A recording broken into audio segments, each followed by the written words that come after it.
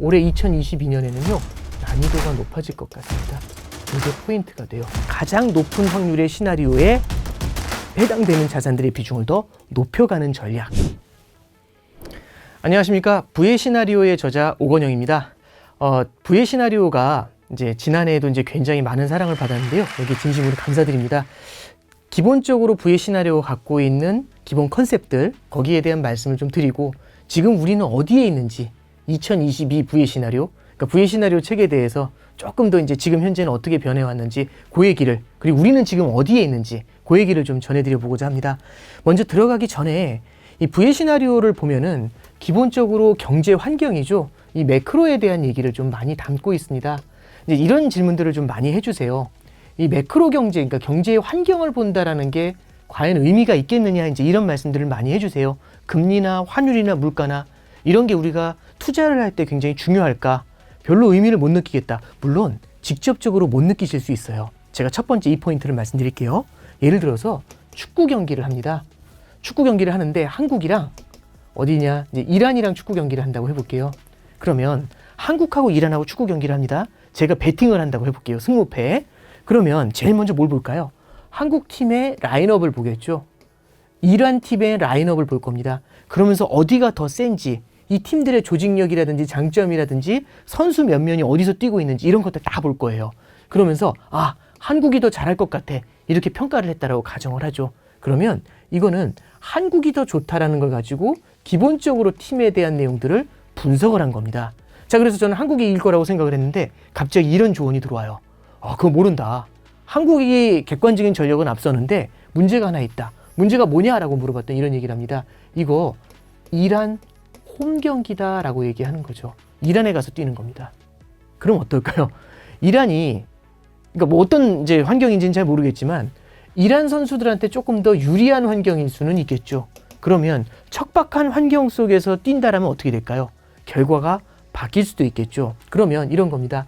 이 한국과 이란의 승무패를 맞출 때 이 각각의 팀의 특성이라든지 전술에 집중을 하는 것들, 이런 것들은 실제로 기업을 하나하나 분석하는 그런 기본적인 분석에 해당이 될 겁니다. 근데 저는 이렇게 생각을 해요. 이 매크로 환경이라는 건 지금이 유리한지 안 유리한지, 홈 경기인지 어웨이 경기인지, 잔디 상태는 어떤지, 비가 내리는 건 어떤지, 이런 것들을 보여주는 거라고 생각을 합니다. 축구 경기의 결과 예측할 때 이런 내용들이 중요할까요? 중요할 수 있죠. 예를 들어 한국이 스피드가 되게 빠른 팀이었습니다. 근데 비가 온대요. 그러면은 미끄러질 수 있잖아요. 네. 그래서 저는 이 매크로 환경이라는 거는 우리가 투자를 할 때 고려해야 될, 이게 전부는 아니겠지만 투자를 할 때 고려해야 될 충분한 요소다라고 이제 그렇게 말씀을 드리면서 시작을 합니다. 그러면 매크로 환경 중에서 어떤 내용들을 좀 담을 수 있냐라고 하면은 저는 성장과 물가라는 측면에 집중을 좀 해보고 싶어요. 그러면 성장에는 두 가지 성장이 있습니다. 고성장이라는 게 있을 수 있고요. 저성장이라는 게 있을 수 있습니다. 그리고요, 물가도 두 가지로 나눠지겠죠. 고물가와 저물가로 나눠질 수 있을 겁니다.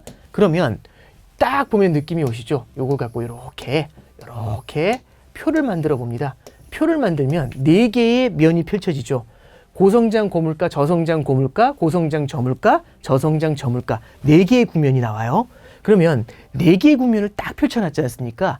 그러면 각각의 국면에서 어떤 자산이 잘할지를 한번 생각을 해보는 겁니다. 자, 첫 번째 보시면요. 물가가 높으면 누가 제일 먼저 힘들어지냐면, 물가가 높으면 채권이 힘들어요. 채권은 이자를 받는 그런 자산이잖아요. 한번 생각해 봅니다. 지금 채권 이자를 5%를 준다고 합니다. 엄청나게 많이 주네 이렇게 생각하실 수 있지만 문제는 물가가 10%씩 올라요. 그럼 예금을 하는 게 맞을까요? 안 맞을까요? 채권에 돈을 넣는 게 안 좋은 거죠. 왜? 물가를 감안하면 손해잖아요. 그래서 물가가 높은 수준을 유지할 때는요, 일단 채권 투자는 별로 좋지가 않습니다. 이게 첫 번째 포인트입니다. 자, 두 번째는요, 물가가 높을 때는요, 물가가 높아지는 걸 막기 위해서 이런 상황을 갖다가 우리가 돌파하기 위해서는 어떤 투자 자산이 좋은가 하면 대부분 다 원자재를 추천을 하죠. 그래서 성장이 잘 나오거나 물가가 높을 때는요, 사람들이 물가가 너무 많이 오르니까 이런 물가 상승할 때 잘 버티는 자산을 찾자 해서 원자재에 대한 선호도를 높이게 됩니다. 그래서 원자재는 이렇게 동그라미를 칠 수 있겠죠. 자, 그러면 주식이 여기에 들어갈 수가 있겠죠. 자, 주식을 한번 생각을 해보면 이렇게 보시면 됩니다. 주식 중에서도요, 성장이 강하게 나올 때, 성장이 강하게 나오면서 수요가 늘어나죠. 사람들이 돈을 많이 버니까. 그러면서 물가가 올라가는 이런 국면, 이런 때에는요, 주식시장이 되게 좋은데 특히 어떤 기업들 위주로 좋냐면 중후장대 산업 위주로 되게 좋은 편입니다. 이런 것들이 이제 지금으로 따지면 저도 그런 분류를 좋아하진 않는데 가치주 이런 쪽이 좋은 편이죠. 자, 그런데 저성장의 고물가입니다. 성장이 안 나와요. 성장이 안 나오면 어떨까요? 매출이 많이 안 늘겠죠. 기업은 돈을 많이 못 버는데 물가가 올라갑니다. 그럼 원자재 가격이라든지 비용, 원가가 올라가게 되겠죠. 그러면 손익이, 기업이 벌어들이는 수익이 줄어들게 됩니다. 그래서 이럴 때는 주식이 별로 안 좋아요. 이렇게 포인트를 보면 됩니다. 그래서 고성장 고물가의 주식 채권 원자재는 어떻게 움직이는지, 저성장 고물가의 주식 채권 원자재는 어떻게 움직이는지 잠깐 봤어요. 자, 그러면 이 밑에 있는 쪽으로 가볼게요. 저물가면 어떨까요? 위하고 반대예요. 저물가면 당연히 채권이 이렇게 방긋 웃겠죠. 채권이 이렇게 방긋 웃겠죠. 그리고 원자재는 그다지 힘을 쓰지 못하겠죠. 그죠? 그리고 하나 더. 주식을 보는 겁니다. 자, 성장이 잘 나와서 돈은 많이 버는데 저물가입니다. 와, 이건 좋지 않나요? 이렇게 되면 비용도 많이 안 들죠. 그러면 기업들은 돈을 많이 벌기 때문에 이럴 땐 주식시장이 날아갑니다. 2017년장이 이랬어요. 자, 그 다음에 이쪽 옆으로 와볼게요. 저성장과 저물가라고 나오잖아요. 그러면 성장도 안 나오고 물가도 굉장히 낮은 편이에요. 그러면 실제로 실물 경제에 수요가 없고 경기 침체 국면이거든요. 이럴 때는 당연히 주식시장도 좋지가 않습니다. 이런 국면이 펼쳐지게 돼요. 그래서 4개의 국면에 맞는 이런 자산군들을 하나씩 세팅을 해서 넣어봤습니다.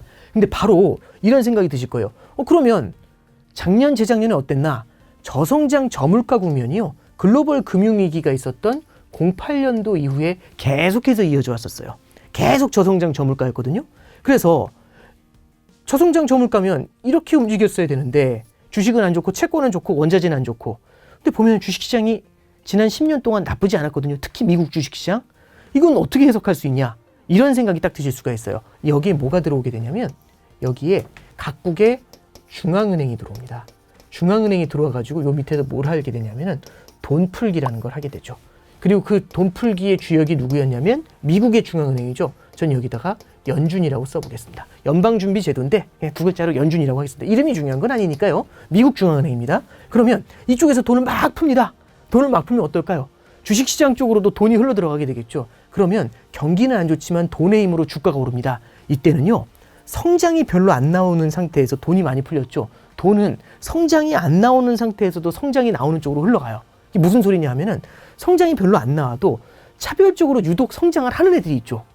그럼 이제 어떤 애들이냐면 플랫폼 기업들 있죠. 미국의 대형 플랫폼 기업들. 이런 쪽으로 돈이 몰립니다. 이렇게 희소한 성장을 보여주는 기업들이 있는데 이런 애들을 성장주라고 하죠.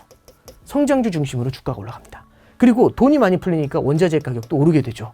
그래서 기본적으로 우리가 볼 건 뭐냐면은 4분면이 존재하는데 거기에 연준이라는 변수로 돈을 밀어넣습니다. 이게 4개의 분면에서 나타나는 자산군의 흐름을 결정을 하고 있다. 그리고 이거 하나하나가 다 환경이다라고 생각을 해볼 수가 있겠죠. 자, 그러면 코로나 사태가 딱 터졌습니다.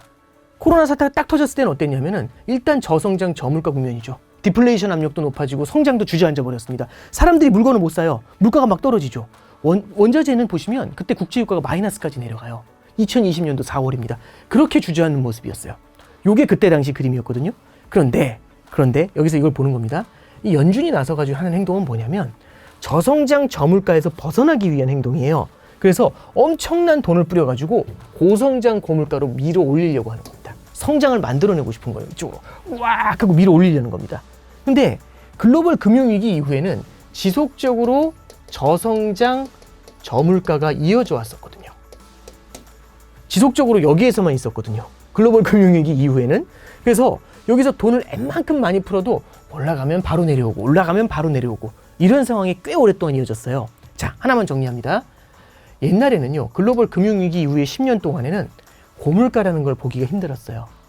밑에 저물가만 보였어요. 그러면 우리가 고려해야 될 국면이 2개였죠. 시나리오가. 그래서 예전에는 2개의 시나리오가 대부분이었습니다. 거의 여기서 머물러 있다가 연준이 돈 넣으면 오르고 연준이 돈 빼면 떨어지고 이게 되게 많이 오랫동안 반복됐어요. 10년간. 근데 지금은 어떨까요? 어떤 상황이 펼쳐졌냐면 여러분들 다 아시겠지만 물가가 많이 오르기 시작을 했죠. 그래서 안 들어오던 고물가가 짠 하고 등장한 겁니다. 그럼 시나리오가 몇 개가 가능할까요? 4개죠. 그래서 2개에서 이제는 4개를 감안해야 되는 겁니다. 집 나간 물가가 돌아온 겁니다. 그러면 4개의 시나리오를 감안해야 되면 2개를 감안할 때보다 4개를 감안할 때가 훨씬 더 힘들겠죠. 그래서요, 올해 2022년에는요, 난이도가 높아질 것 같습니다. 이게 포인트가 돼요.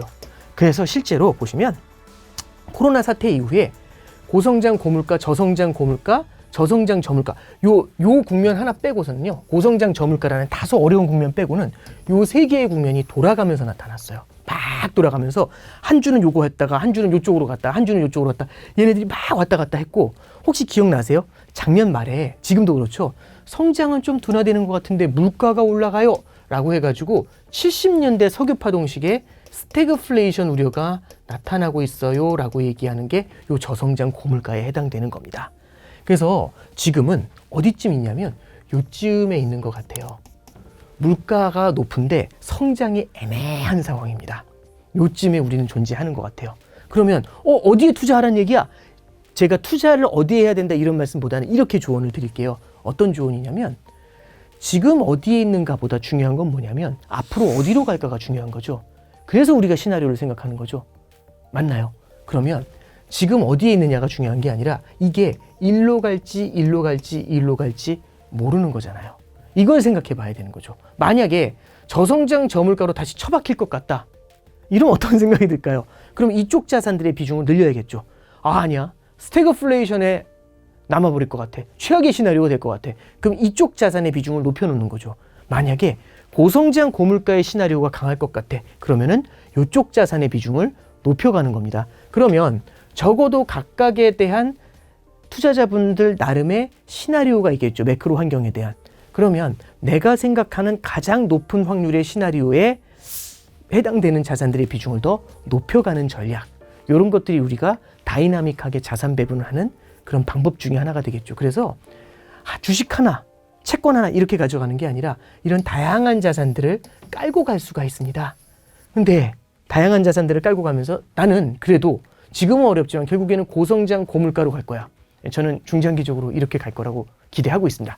그럼 이럴 때는요, 이런 자산들에 대한 비중들을 조금씩은 담아가는 방법들을 고민해 볼 수가 있겠죠. 그래서 우리가 투자를 할 때 이 매크로 시나리오라는 게 황당하다 이게 아니라 우리가 감안해야 될 매크로 경제의 환경이다라는 점을 보실 필요가 있고요.